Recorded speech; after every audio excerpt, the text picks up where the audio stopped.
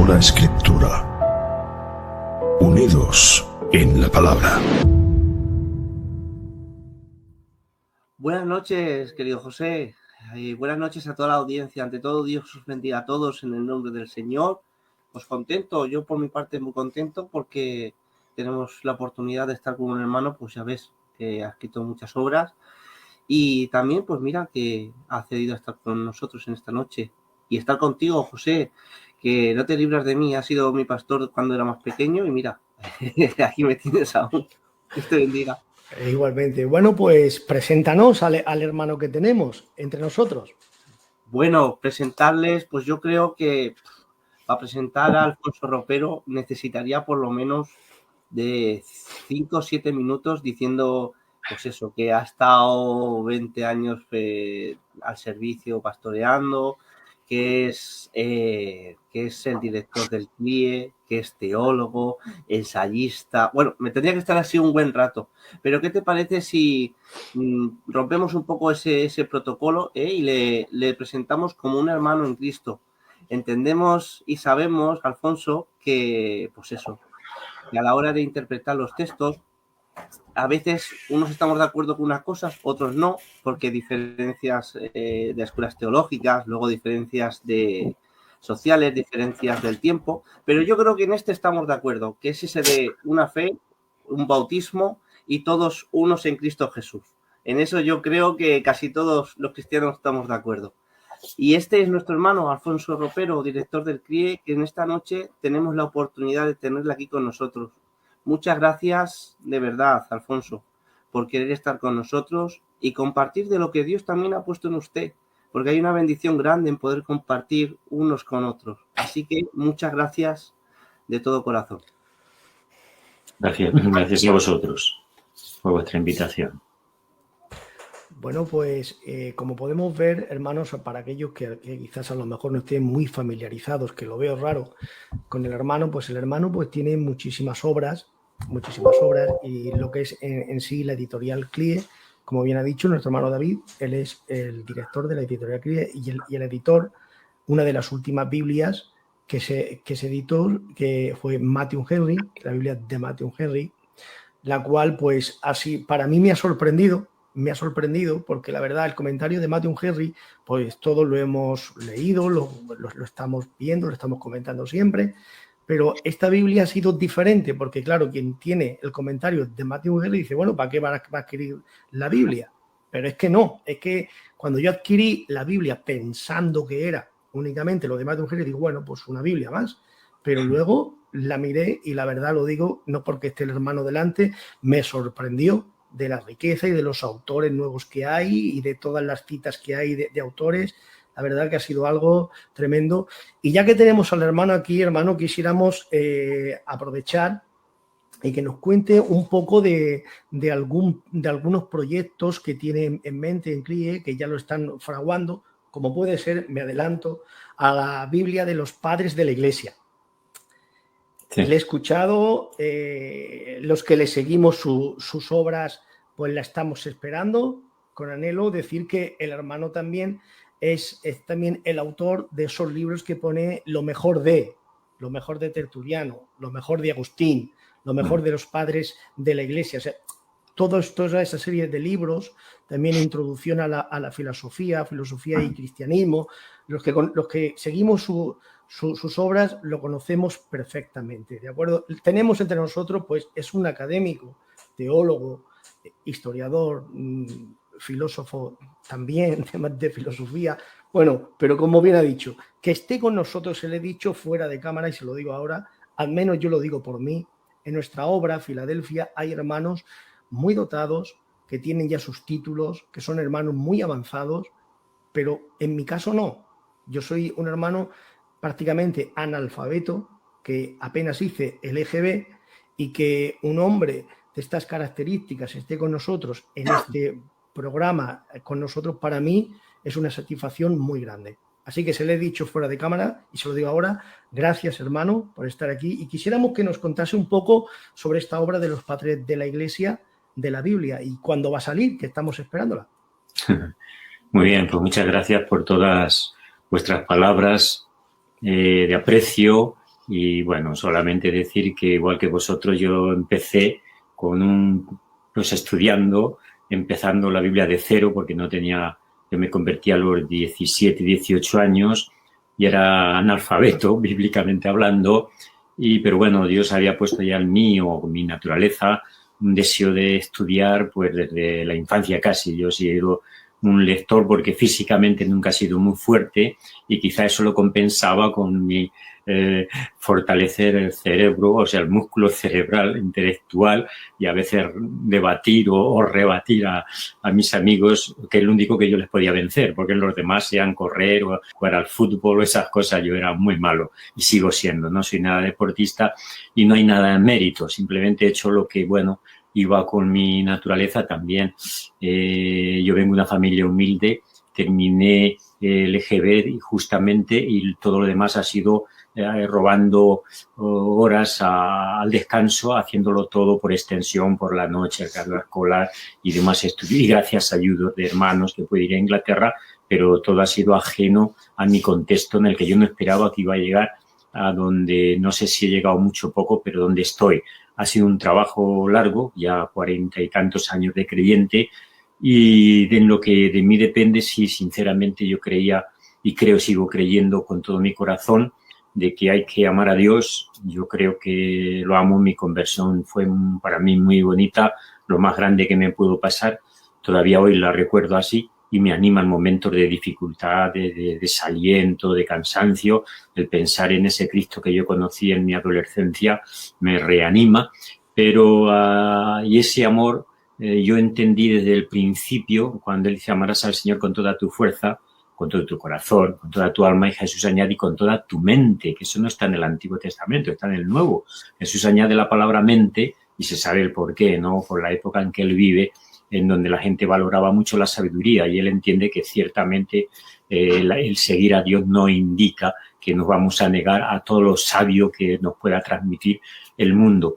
Y nada, para mí el estudiar y el escribir, pero sobre todo lo que más me gusta es leer y estudiar, pues ha sido parte de mi amor a Dios, ¿no? De hecho, un gran teólogo, no voy a decir su nombre, pero él decía que el teólogo es simplemente un enamorado de Dios, no es más, no es un académico, no estudia o en teoría no debe estudiar para saber o darse de que sabe, porque entonces eso ya cambia. Estudiamos porque amamos primero a nuestro Dios y luego a nuestros hermanos, y les queremos ayudar de algún modo, pues con lo que nosotros hemos sacado o deducido o descubierto, que a veces en una lectura sencilla o corrida de la Escritura no se aprecia. Tener también la posibilidad de dedicar mucho tiempo al estudio nos lleva, claro, a ahondar en cosas que de otra manera pues no se puede cuando se está en el trabajo, la familia, las obligaciones. Entonces no hay mérito si no es eso, ¿no?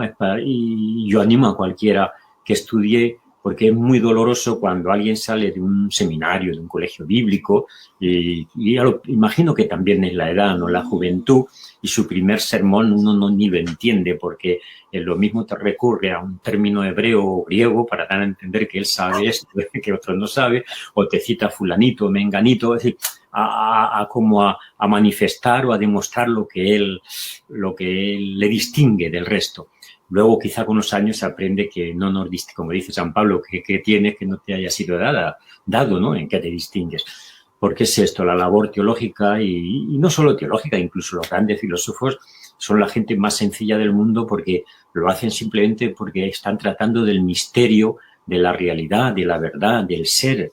Y eso nos hace humildes, porque siempre el ser último es Dios, el fundamento, es que nos supera. Y siempre estamos en un proceso de aprendizaje, por mucho que parezca que sabemos, y yo creo que, hombre, sabemos mucho en el sentido que hemos leído mucho, pero en nuestro ser interior, por eso leemos más todavía, nos damos cuenta de nuestra incapacidad para entender todo ese amplio abanico que nos gustaría aprender y comprender cómo es la verdad. Sabemos que Dios es la verdad, Cristo es la verdad, pero no se llega tan fácil al significado de la verdad para nosotros, porque Pablo mismo lo dice, que la anchura, el mismo amor de Dios, que algo tan sencillo, es muy difícil de comprender y de vivir, porque eso es muy ancho, muy alto, muy profundo, y no uno puede así tranquilamente decir ya estoy graduado en la escuela divina.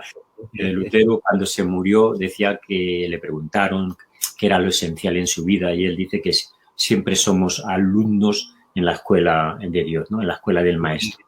Aleluya. Qué Alfonso, yo que mira, yo soy del grupo el más pequeñín, ¿vale? Y yo soy el estudiante. Como estudiante, sabes que los estudiantes tenemos siempre que nos vienen a preguntas. Vais desarrollando algún tema y enseguida nos vienen preguntas así sin querer. No es algo que lo busquemos, es sin querer, ¿vale? Pues estabas hablándolo y me estaba recordando, ¿verdad? Que esa es la gran diferencia, ¿verdad? Porque a veces se tiene el concepto de teólogo como ese hombre apartado o alejado, ¿verdad? En un círculo académico que realmente no está, como esa diferencia entre el clero y los laicos. ¿Sabes lo que le quiero decir? Y eso es una gran, no se concreta con la verdad, ¿verdad? Porque, claro, el teólogo es una cosa y el académico es otra cosa, ¿que sí? Sí. ¿Es así o no? Si no, corrígeme, ¿eh? No, ese no es un problema de ti o de otros o de alguien, es un problema muy protestante. El protestantismo ha favorecido mucho el pastorado y ha dejado la labor teológica precisamente a los académicos, profesores, sobre todo no ya nuestras iglesias pequeñas, sea Filadelfia, sea la evangélica independiente o bautistas. Normalmente no tenemos teólogos, nuestros teólogos suelen ser pastores.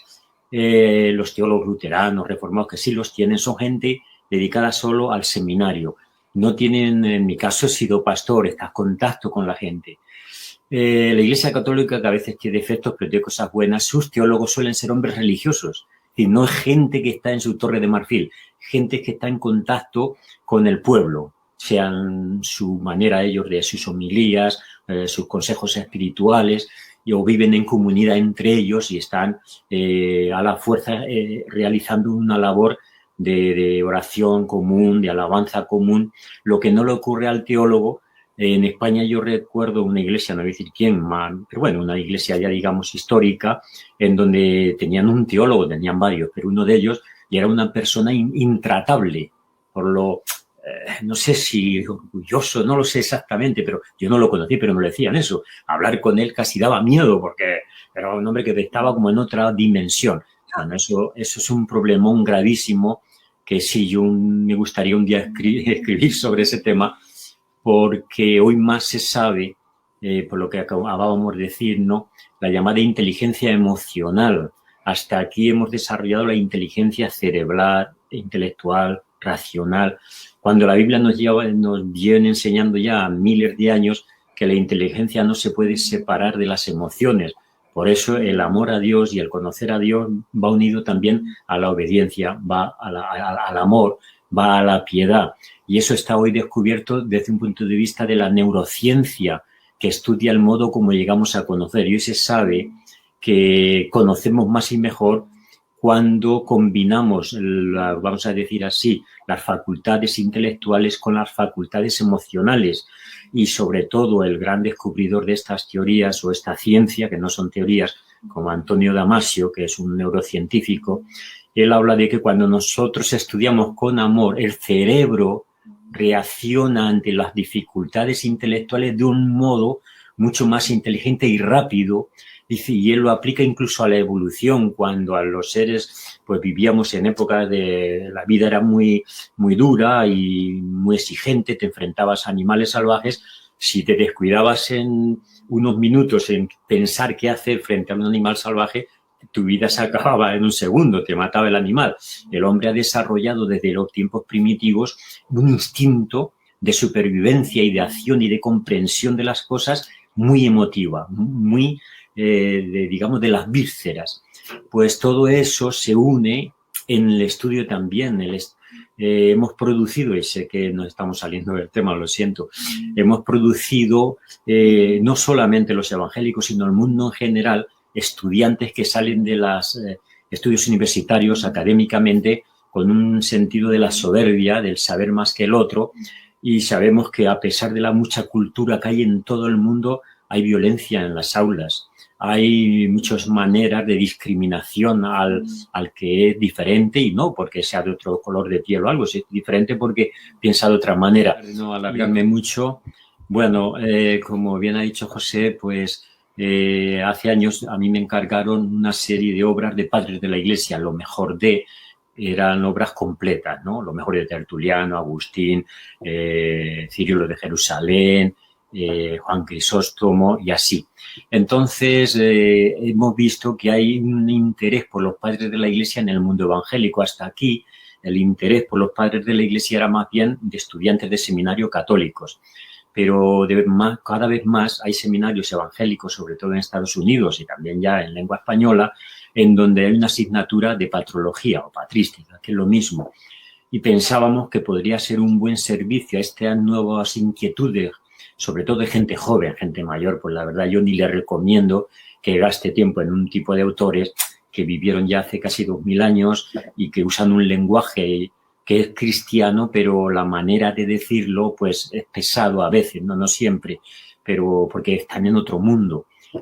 Entonces, esta Biblia, con sus notas, va a ser la misma Biblia, el mismo ritmo de cualquier otra Biblia de estudio, a pie de página de los textos que estos padres de la Iglesia, tienen algo positivo, que en mi caso, que me toca haber hecho todos los evangelios, Génesis y el doctor Justo González está haciendo las cartas de San Pablo y otros autores están haciendo otros libros bíblicos, pues lo que nosotros de nuestra experiencia pastoral y a la vez pues de estudiosos de la Escritura, poner las notas de los padres de la Iglesia que sean relevantes, que en el siglo XXI tengan algo que aportar. Y en ese sentido, pues creemos que va a ser no una Biblia de estudio más de las muchas que ya hay, que son buenas, cada una en su campo, es normal.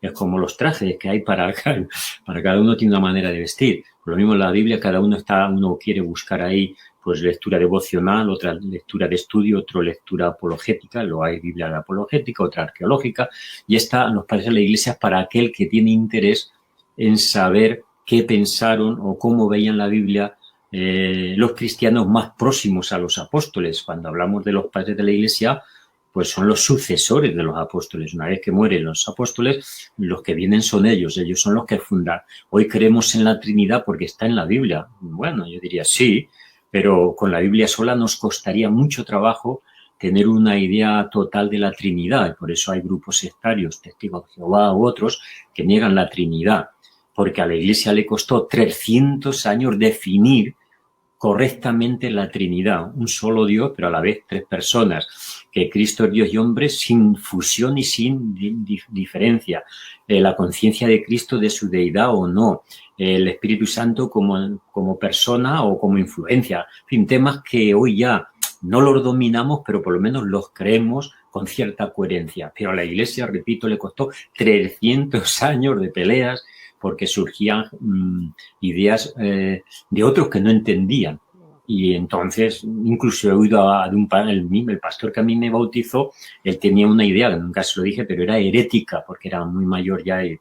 Él entendía la Trinidad de un modo, como el pobre no había tenido muchos estudios, como en la España en aquella época, hablando del año 70 y algo, él decía, bueno, el Padre es el Dios que había en el principio y creó el mundo. Como tuvo que venir a la tierra, se hizo hijo.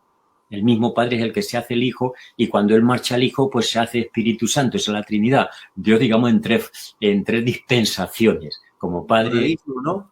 ¿Perdón?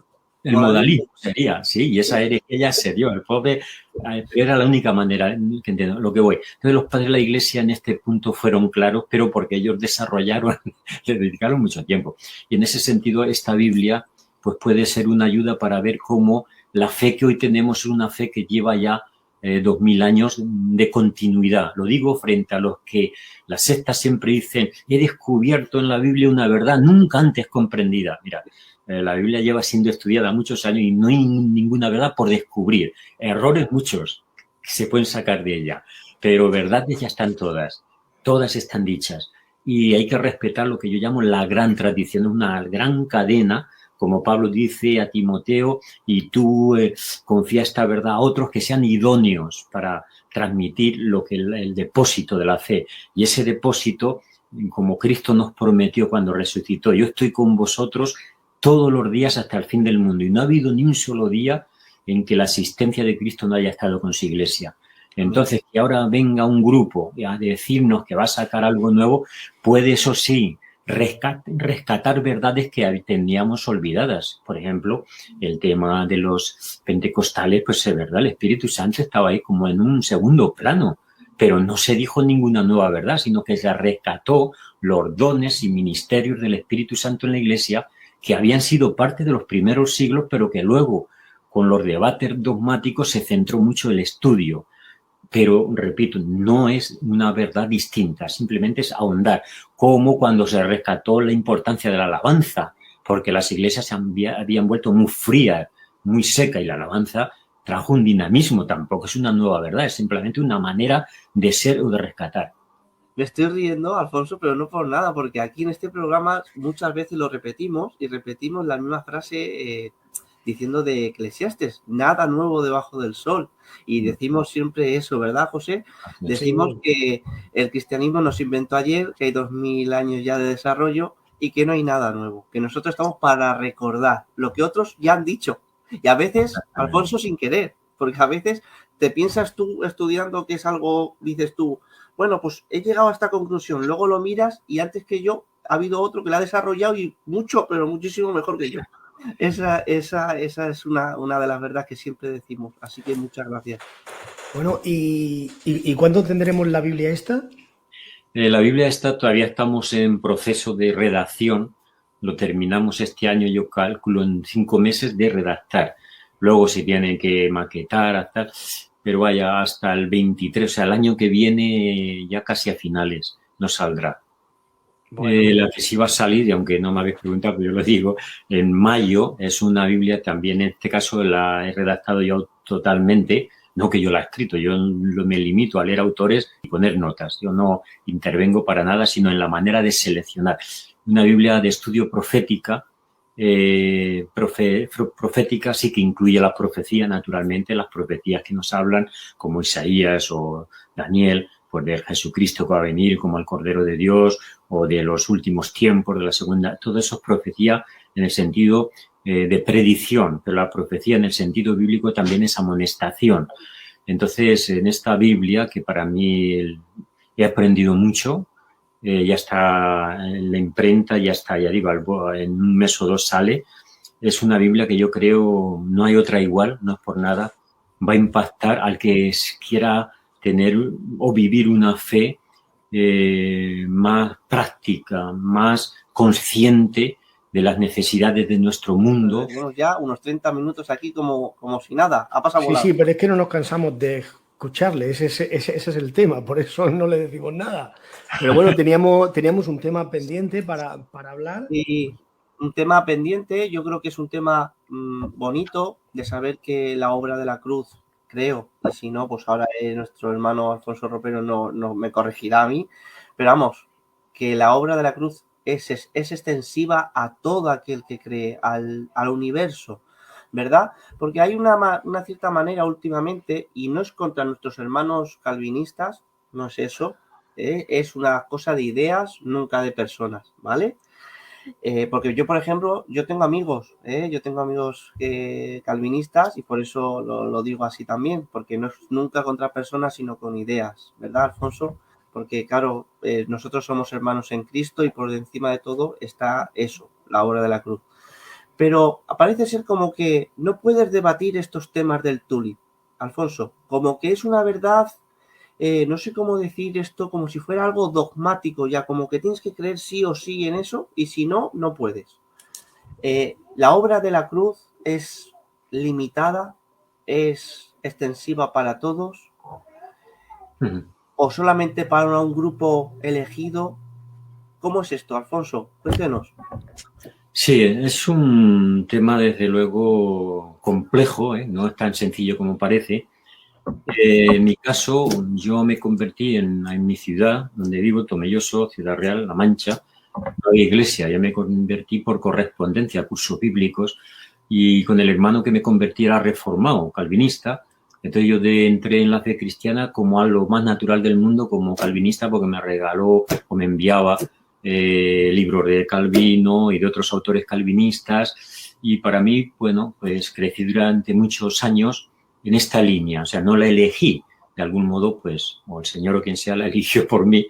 Pero hubo un punto en ese... Entonces entiendo lo que ha dicho David, de que yo llevo 20 años que no milito en ese grupo, pero nunca he escrito ni he hablado contra ellos doctrinalmente. Es lo que dice, aquí se está debatiendo ideas, doctrinas que creemos más o menos bíblicas. Como personas, pues como todos, tienen sus cosas buenas, sus cosas no tan buenas, igual que nosotros como seres humanos. Pero a la luz, sobre todo en Latinoamérica, donde he viajado con cierta frecuencia, pues viendo cómo el calvinismo, que yo creía que en España mismo está más recluido, pero hace unos años pues ha habido como un renacer del calvinismo y se produce siempre las mismas circunstancias o las mismas reacciones. Y es que son jóvenes que descubren el calvinismo y se vuelven muy, yo no sé si decir soberbios, pero acusan ya incluso a sus propios pastores mediante los cuales han llegado a la fe de que no están predicando el evangelio porque no están predicando los 5 puntos del calvinismo. Eso ya me pasó a mí siendo todavía joven y recién pastor de la línea esta calvinista, en donde un amigo mío pues fue ganado por otro aquí en La Mancha, hoy es pastor, para estas ideas calvinistas y empezó a hablar de un pastor que yo apreciaba mucho, de una iglesia no calvinista, pero antigua aquí en La Mancha, de que no predicaba su iglesia el evangelio, una iglesia que viene desde principios del siglo pasado. Y yo decía, pero hombre, no predicará lo que nosotros creemos, pero el evangelio, que es la gracia de Dios, que Cristo ha muerto en nuestro lugar en la cruz, eso es el evangelio, lo demás ya son doctrinas que nosotros ponemos como apellido. Primero somos cristianos, luego reformados, y tú eres cristiano y puedes ser luego pentecostal, puedes ser luterano, puedes ser lo que quieras, pero el nombre que nos distingue es del seguidores de Cristo y eso no se lo podemos negar a nadie. Pues bueno, en Latinoamérica también se ha dado eso con ese grado de soberbia, ¿no? En donde ya miras a tu propia iglesia, ¿no? Como, bueno, pues yo, quiero decir, podría seguir siendo miembro de esa iglesia y decir, creo que esta visión de la gracia o de la salvación me convence más según la Biblia. Eso lo puedo entender. Pero bueno, a la luz de que el tema estaba siendo grave, incluso gente con formación, no solo jóvenes que se dejan como hipnotizar, porque ciertamente los teólogos reformados son gente muy sesuda, son gente de mucha lectura, de escritos muy gruesos. Pero pastores, en Colombia tengo un amigo que es profesor de un seminario allí pentecostal, también se hace de estas ideas y es ya un hombre formado y la verdad con mucha ilusión, pero con respeto. Entonces, desde hace un tiempo a esta parte sí he querido hablar del tema y por eso estoy publicando algunos artículos. Y tengo un libro conmigo que es bastante grueso también, que se llama, es muy significativo, voy a decir para que entendamos lo que pueda yo decir ahora. La muerte, en inglés, La muerte de Cristo, de John Owen. Este es un regalo de un amigo pastor del grupo al que yo pertenecía, que me lo regaló. Bueno, ahí está la dedicatoria en el año 1990, hace 32 años. ¿Por qué me regaló este libro?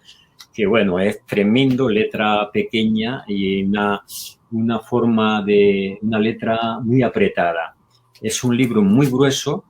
Pues porque yo ya llevaba un tiempo diciendo, no puedo, a mí me parece una monstruosidad creer que Cristo ha muerto solamente por los elegidos y que a los demás los ha dejado de lado. No puedo creer que Cristo ha derramado la sangre únicamente por aquellos que dicen que creen, porque el calvinismo mantiene eso precisamente, lo que llaman redención limitada, que Dios ha venido a salvar limitadamente. También le llaman redención particular, particularmente a los que son creyentes. Da igual cómo le llamemos, limitada, particular, hay algunos estricta. De hecho, hay una iglesia en Inglaterra que ya han cambiado el nombre porque hoy quien quiere ser miembro de una iglesia que se llame así. iglesia estricta, iglesia bautista estricta, no estricta en la ética, en la manera de vestir o en la manera de comportarte, sino que Cristo ha muerto estrictamente por los elegidos. Ellos quieren, y hoy se llaman iglesia de la gracia. Ya, bueno, por lo menos gracia, a todos nos gusta eso de la gracia, pero lo de estricto, y yo he estado en una de esas iglesias en Inglaterra y es que eran estrictos, no sabían hablar de otra cosa. Bien, pues este libro, cuando ellos empecé hace ya más de 30 años, aunque solo hace 20 que ya rompí mis lazos porque era imposible continuar con ellos, empecé a negar esta doctrina y yo he hablado cuando iba, por ejemplo, en Irlanda con el presidente de las iglesias de allí reformadas, ¿qué pensaba él? Déjate esas cosas que ya ni les interesaba, era un hombre mayor. ¿Por qué? Porque es muy serio. Este libro, John Owen, el que sepa un poco de calvinismo, se llama El príncipe de los teólogos puritanos. Vivió en el siglo XVII, 1600 y pico, y según James Packer, que es un autor todavía moderno, J.I. Packer, dice que nadie debe acusar a los calvinistas de mantener una idea monstruosa de la redención limitada sin haber leído este libro y rebatirlo.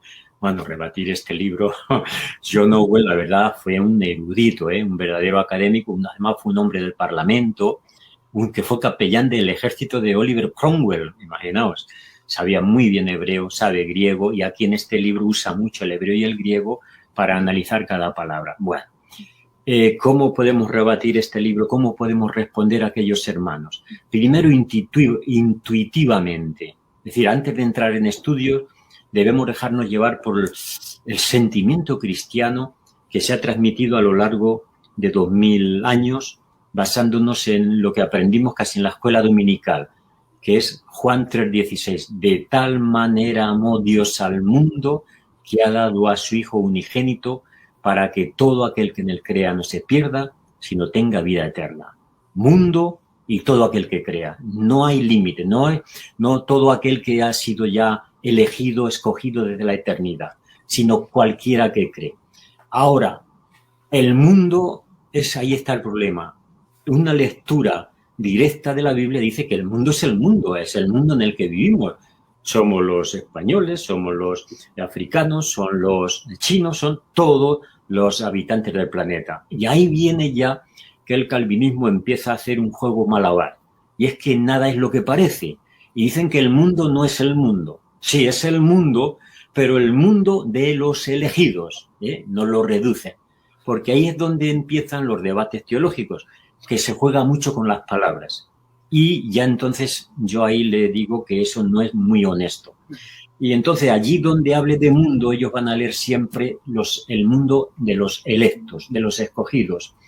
Y eso es fácil rebatir porque claramente la primera carta de Juan dice que Cristo ha muerto por nuestros pecados, y no solamente nuestros pecados, sino por todo el mundo. O sea que en la conciencia de los apóstoles, naturalmente yo me he beneficiado de la muerte de Cristo por la fe, porque he creído en el amor. Y el otro lo que hace no es que la salvación no está a su disposición, es que la rechaza.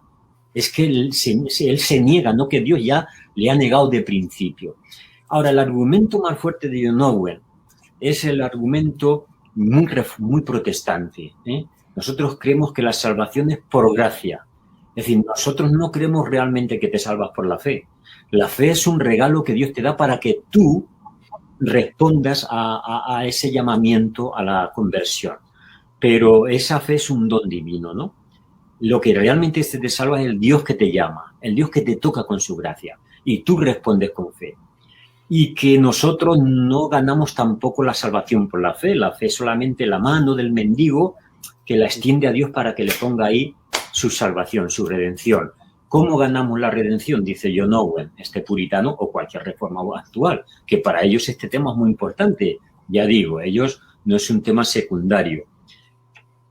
Pues esto lo creemos todas las iglesias cristianas, de cualquier color, de cualquier apellido, y es que la sangre de Cristo nos limpia de todo pecado.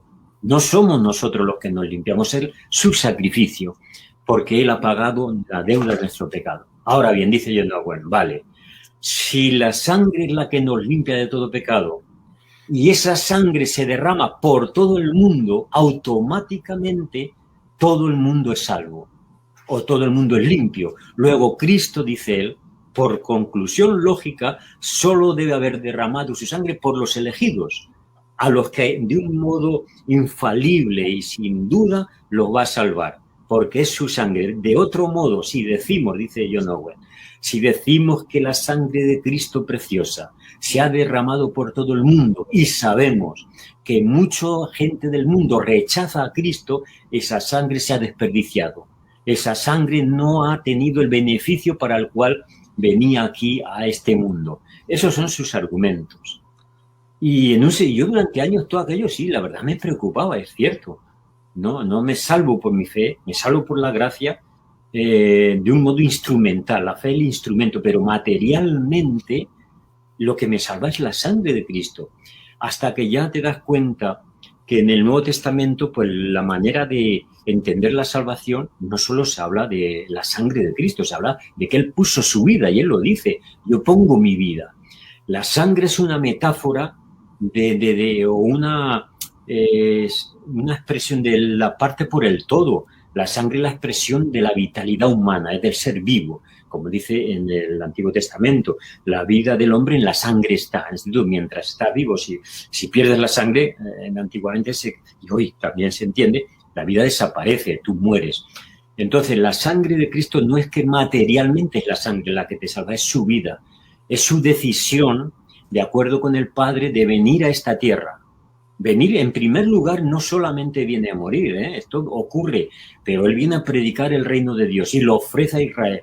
Si Israel, según entendemos de un modo real la Biblia, si los judíos llegan a admitirle como su Mesías, no se hubiera producido la muerte de Cristo. Pero se produce el rechazo que Dios lo prevé desde... Pero no vamos a entrar ahora en la mente de Dios que nos supera. Quiero decir, tal como Él viene. Él empieza predicando: arrepentíos porque el reino de los cielos se ha acercado. Pero ellos no quieren, dicen, no queremos que este reine sobre nosotros. Y le matan. Pero no matan solo a un cordero. De hecho, en un sacrificio, porque en los apóstoles se quedan desarmados, como el que es el Mesías ha podido morir en la cruz. Ellos no entienden todavía eso del sacrificio. Y solo cuando ya Cristo ha resucitado, sí empiezan a comprender que su muerte tenía un aspecto sacrificial.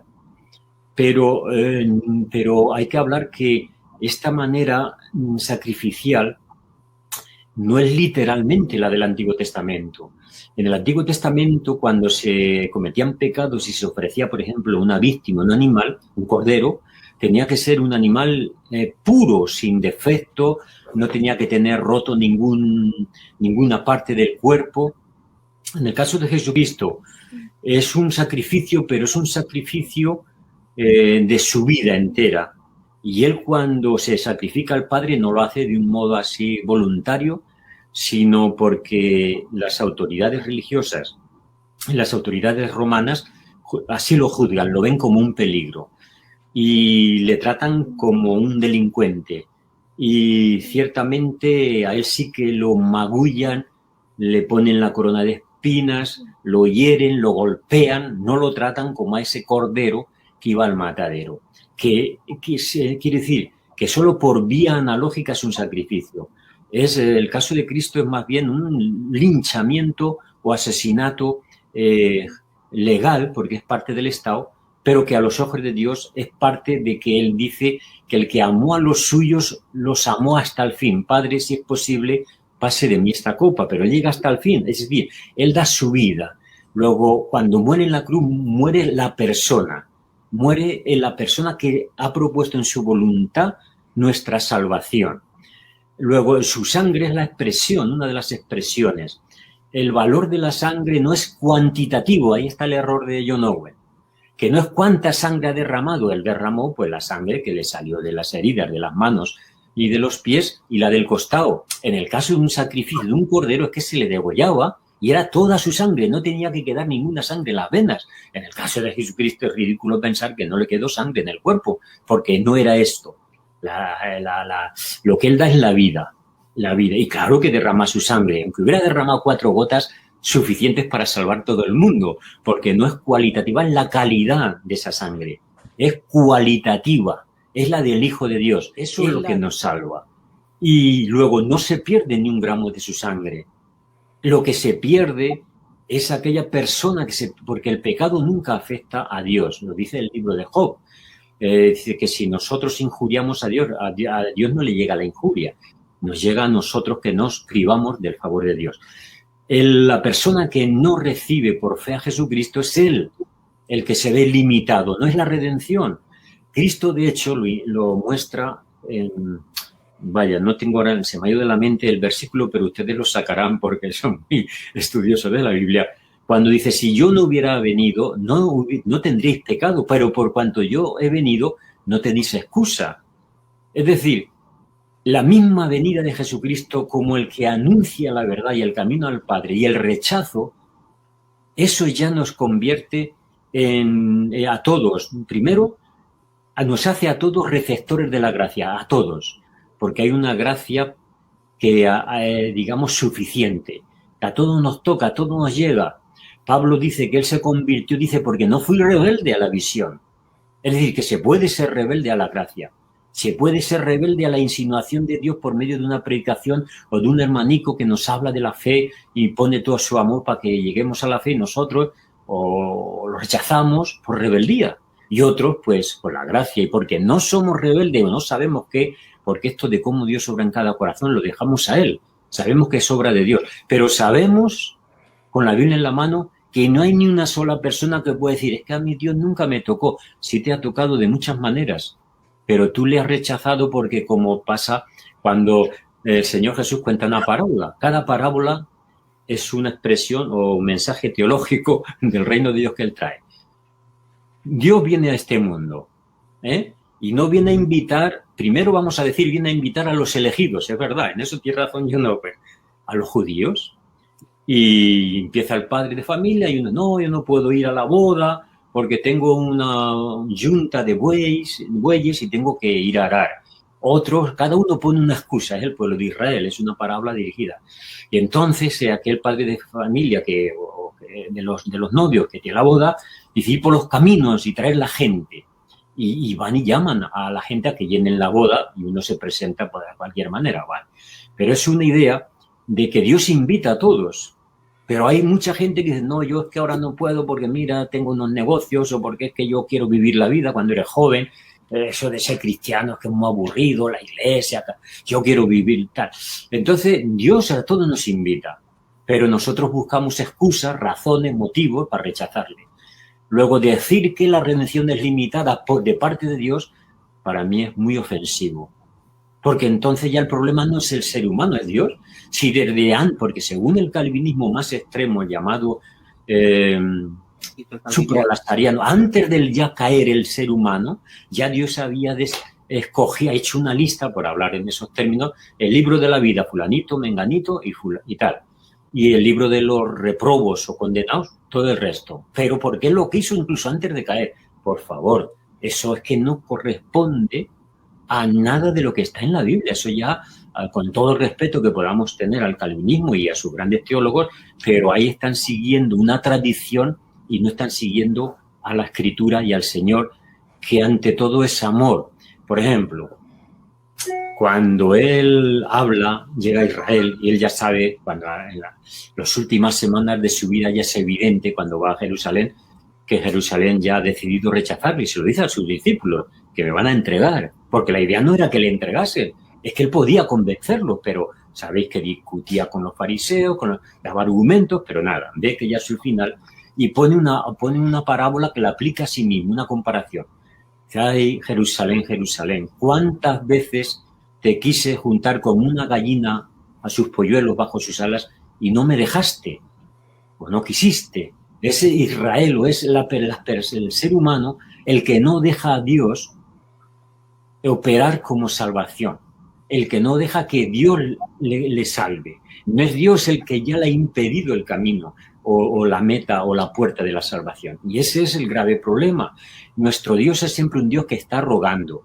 En el Antiguo Testamento más de una vez Dios habla a Israel, pueblo mío, ¿qué tienes contra mí? Respóndeme, porque Dios siempre está buscando el bien de Israel y ya sabemos todos cómo es Israel, siempre cayendo en la idolatría, hasta que ya derrotado por los asirios y luego los babilonios, cuando vuelven del destierro ya se sabe que desde entonces Israel no cayó nunca en la idolatría, cayó en todo caso en el legalismo, ¿no?, que se ve luego en los fariseos, pero eso fue 300 años después. Lo que voy. Entonces, limitar la expiación, vamos a entender la elección, sí. La Iglesia cristiana siempre ha tenido dificultades para entender la predestinación en relación a la libertad humana. Pero acá, aunque ha habido dificultades para entender estas dos doctrinas claves, nunca la Iglesia, digo en general, no el calvinismo en particular, nunca ha negado la libertad humana. Ha admitido que es un misterio. El calvinismo elimina el misterio y habla de la libertad esclava. Ya Lutero incluso lo dijo, que no hay libre albedrío. Es una libertad esclava. Bueno, yo creo que eso no es cierto. Quizá mi mente no sea capaz de entender el misterio de la libertad y de la predestinación. No se sabe, ¿eh? No solo los calvinistas, la Iglesia Católica también dedicó casi 100 años, los jesuitas y los tomistas, a discutir este tema. Ya el Papa tuvo que poner orden porque la cosa se estaba calentando mucho y había enfrentamientos fuertes, ya que la teología puede dar lugar a odios muy encendrados, y les dijo, mirad, discutir entre vosotros lo que queráis, pero respetaos unos a otros y mientras no se aclare la cosa, seguir discutiendo. No, aquí no se cierra el tema. Este es un tema abierto. Ahí podemos dejar a los calvinistas tranquilos, que discutan, pero que nos respetan a los que mantenemos la libertad humana. Porque ciertamente la libertad, si no hay libertad, somos marionetas y Dios salva a hombres libres, personas libres, y nosotros tenemos la posibilidad de rechazar la gracia. El calvinismo dice, porque todo el calvinismo es como un rompecabezas muy bien unido y si falta una pieza ya no llegas a colocarlo bien. Bien, dice que la gracia es irresistible y los que no somos calvinistas, porque vemos que a Dios sí se le ha resistido en ocasiones, creemos que la gracia de Dios sí la podemos resistir. De nuevo la lógica a veces es muy peligrosa y filosóficamente a veces se dice que la lógica puede ser lo contrario de la verdad, que suena raro, pero es así. Es una lógica mal llevada. La lógica del calvinismo parte de un Dios que no es el Dios bíblico, para mí, mira que esto es duro decirlo para mis hermanos calvinistas. Es el Dios que le llaman el Dios soberano, pero el Dios soberano en la Biblia aparece poco, porque Dios incluso era muy enemigo de los reyes y cuando Israel quiere tener un rey, el profeta Samuel dice, pero ¿dónde vais? Querer tener un rey como los demás, que los reyes solo favorecen a sus, clase dirigente y de vuestras hijas va a hacer siervas y de vosotros va a hacer siervos y va a exigir recaudaciones, impuestos, etcétera. Y Cristo igual lo dice, entre vosotros no haya superiores, que el que quiera ser mayor sea el servidor. El Dios de la Biblia es el Dios creador. El Dios de la Biblia es el Dios libertador del Éxodo. El Dios de la Biblia es el Dios restaurador. El Dios del que ya Cristo nos trae la revelación máxima de Dios, que es el Dios amor. Dios es amor. No que es un atributo más, no, es que es amor en esencia. Y lo mismo lo dice las cartas de Juan. Entonces, el Dios soberano ya nos habla, claro, de un Dios que está allí en su trono y nos mira así a los demás por encima, ¿no? Y nos ve como, bueno, más o menos a algunos calvinistas les gusta, como gusanos. Yo recuerdo un predicador que siempre le gustaba en este ambiente y otros ambientes. Es decir, nosotros no tenemos derecho a nada, nuestro único derecho es el derecho al infierno. Bueno, entiendo lo que quiere decir, pero Dios nos ha creado para que tengamos comunión con Él. Él no quiere que vayamos al infierno, por eso manda a su Hijo, porque no quiere que ninguno perezca, sino tal. Entonces, ese Dios no es el Dios bíblico. El Dios bíblico empieza por el amor. El Dios soberano, hacia un rey de hace un siglo, nosotros se nos ocurre, ni mirarlo a los ojos, que nos envía al calabozo de por vida, porque eran reyes absolutistas. Y esa es la imagen a veces del calvinismo de Dios.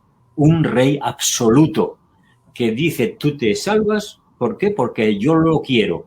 Claro, Dios añade, no, pero lo que Dios quiere es bueno y santo, bueno, todo lo que tú quieras, pero que Él ha hecho discriminación por su capricho. aunque tú lo disfraces de cualquier lengua. Pero el amor, un padre, nosotros mismos, los padres antiguos no, porque eran muy duros, pero tú, un padre, si quieres, claro que tú le das una orden. Y si tú quieres, puedes ser irresistible, porque o le das 2 cachetes o 20, aunque hoy día te podrían denunciar.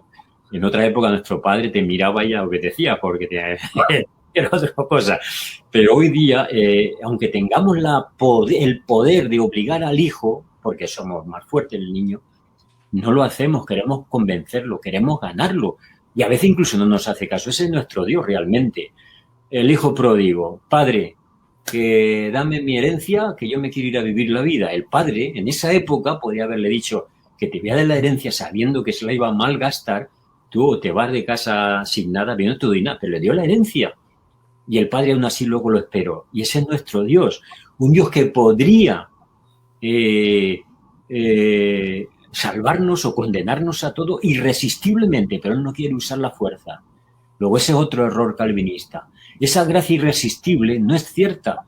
No es porque sea humanismo. Es que dicen, es que vosotros, eso es puro humanismo. No, señores, si no es humanismo.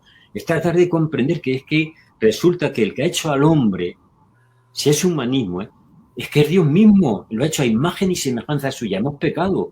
Pero todo lo bueno que hay, como dice Pablo, todo lo bueno, todo lo justo, todo lo que es de buen nombre, en esto pensad, toda chispa de humanidad del mundo procede de Dios. Todo lo que hay de bueno en este mundo se debe a que el hombre está creado en su imagen y semejanza, aunque dañada esa imagen por el pecado, que es la que se restaura cuando nos convertimos. Por eso se habla de una nueva creación. La creación es Cristo, el segundo Adán. Él restaura lo que Adán echó a perder, pero a Adán, de las manos del Creador, salió hermoso, salió perfecto, y Dios se alegró en esa creación.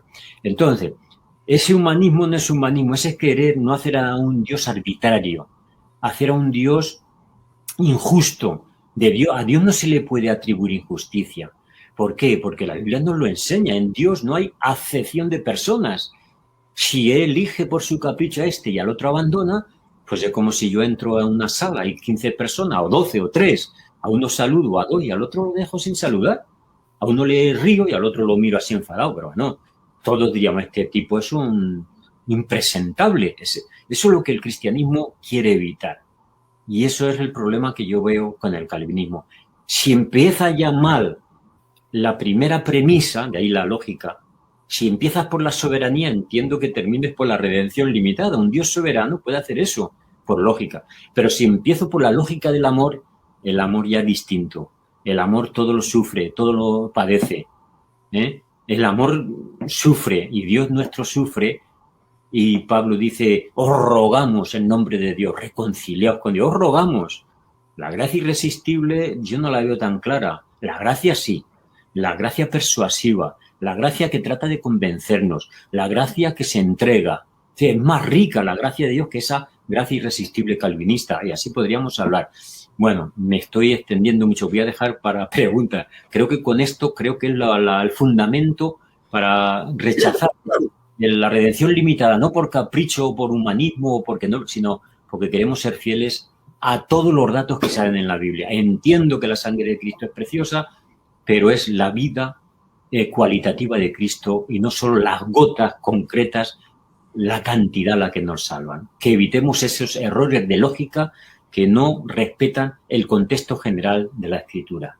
Reprobación, no lo afirmó de ese modo categórico como la predestinación para salvación, pero estuvo muy cerca. Y por eso a lo largo de la historia hay gente que más que nada basándose en este dato, vale, Dios quiere que todos se salven. Si Dios quiere que todos se salven, pero hay muchos que no se salvan y Dios tiene poder para salvarlos, ¿no será que de algún modo ha pasado por encima de ellos? No que los condena ya, vamos a poner, no ha escrito el nombre para que se condenen, pero con ellos ha actuado de un modo más ligero que sobre los salvos. Creemos que eso no es cierto, pero desde el momento que hay textos que dan a entender que como al faraón le endureció el corazón, que Dios, digamos, ofrece la salvación a una persona y esa persona niega y niega como el faraón y llega un momento que Dios ya lo cierra. Y a otras personas, pues aunque se lo neguemos y neguemos, no sé cómo, no nos cierra el corazón y hemos creído. Yo creo que puede haber explicaciones y las hay. cerrazones de Dios no las hay, nuestras las hay. Pero sí entiendo que hay textos que si se toman aisladamente pueden dar pie a pensar que Dios actúa punitivamente, o sea, que castiga esos rechazos descarados de la gracia y que ellos quieren salvar un poco la soberanía divina, de que con Dios no se juega, ¿no? Vale, pero es que, repito, es que la soberanía divina es polémica desde el punto de vista cristiano, porque tenemos un Dios como ese padre pródigo que sufre, que está siempre a la espera, y no estamos presentando un Dios impotente. Nuestro Dios tiene todo el poder del mundo para hacer lo que quiera, pero es que no quiere. Es ahí como cuando Cristo viene a la tierra, podía haber nacido en un palacio, pero escogió un pesebre. Esa es la forma de ser, el Dios que siendo rico se hizo pobre. Y pues el Dios Padre lo mismo, el Dios Padre también se autolimita. Entonces, para entender esos textos, que ya digo, no es una tradición, porque a lo largo de la historia fue Agustín, luego en el siglo XIII se dio otro grupo que también restauró o rescató esta teoría de la doble predestinación y de la redención limitada, y los concilios antes de la Reforma lo negaron. Dentro de los protestantes solo el calvinismo cree esto de la redención limitada, no los luteranos, los bautistas, menonitas. El Concilio de Trento se escandalizó del calvinismo no por la predestinación, sino por la redención limitada. O sea, que el calvinismo es que no es que siga una tradición distinta, es las verdades llevadas a un extremo. O sea, las verdades bíblicas, ¿no? Porque no hay otra tradición oculta. Es esos textos que hablan del endurecimiento, que hablan de por qué eligió a Abraham de todos los que había allí en Ur de los Caldeos, por qué no eligió a más. Bueno, pues a los demás los dejó ya, no entiendo. Es así empieza Calvino en su institución de la religión cristiana, empieza demostrando la elección con Abraham. Porque a esa Abraham que se le aparece, yo soy el Dios tal, sal de tu tierra. Si le dice a Abraham, sal de tu tierra, a los demás los abandonó. Eso es verdad, ¿no? Claro. Y pues sí lo entendemos, pero habría que ver el plan divino y cómo se entiende la reprobación de aquella gente. Que eso, porque la elección de Abraham es para formar una nación. De momento no es la salvación ultratumba, es la formación de un pueblo. Entonces, querer añadir a Dios cosas que Él no ha revelado, Él ha revelado lo que hemos dicho antes, que ama al mundo. Creo que la exposición ha sido clara, lo hemos entendido todos perfectamente, hablando de la expiación limitada, como de la manera que me ha gustado que lo ha expuesto, nunca contra la persona, como hemos dicho al principio, respetando la persona, pero poniéndola el punto de vista de las ideas que nosotros creemos, que la salvación no está limitada solamente a un grupo seleccionado. Y un hermano decía aquí, el hermano Aarón Santiago, que todas estas cosas son también todos problemas de interpretación, que era lo que estaba hablando el hermano Alfonso, que interpretaban el tema de la sangre, lo interpretan de una forma, del mundo, como que ellos tienen dos mundos, el mundo de los elegidos y el mundo el mundo normal. Entonces son cosas que nos han enriquecido, que hemos escuchado. Indudablemente que todo lo que se habla y todo lo que se dice, y sobre todo sobre estos temas, son temas también que se tiene que hilar muy fino, porque la verdad no todos tenemos la mente tan capacitada como los grandes hombres, y aún los grandes hombres creen ciertas cosas diferentes.